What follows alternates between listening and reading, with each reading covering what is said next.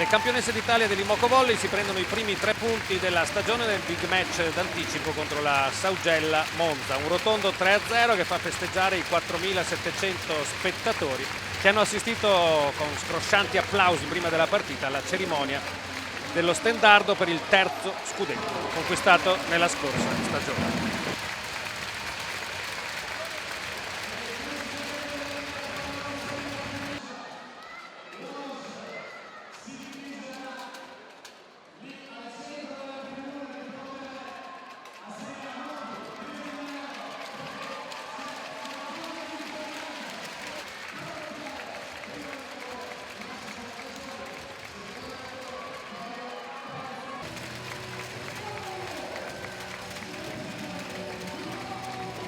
Nel primo set l'Imoco Volley, che lamentava ancora le assenze di Kimberly Hill e Chaka Ogbobu impegnate con la nazionale americana, è partita subito forte,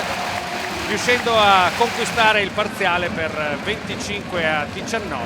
e prendendo il volo nella fase centrale del set grazie al muro e a un gioco veloce che è stato di difficile lettura per la formazione di coach Dagioni.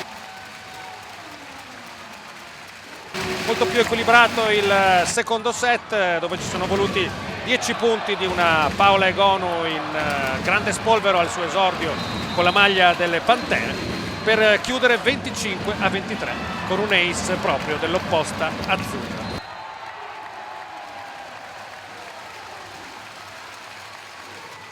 Nel terzo parziale Imoco che parte subito forte per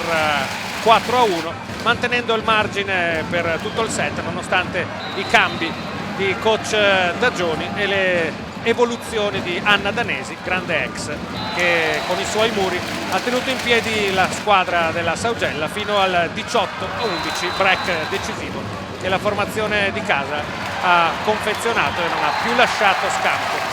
alla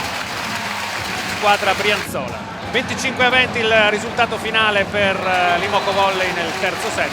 e grande festa a fine partita con le Pantere che ora iniziano al primo posto la loro stagione con la maglia di campionesse d'Italia.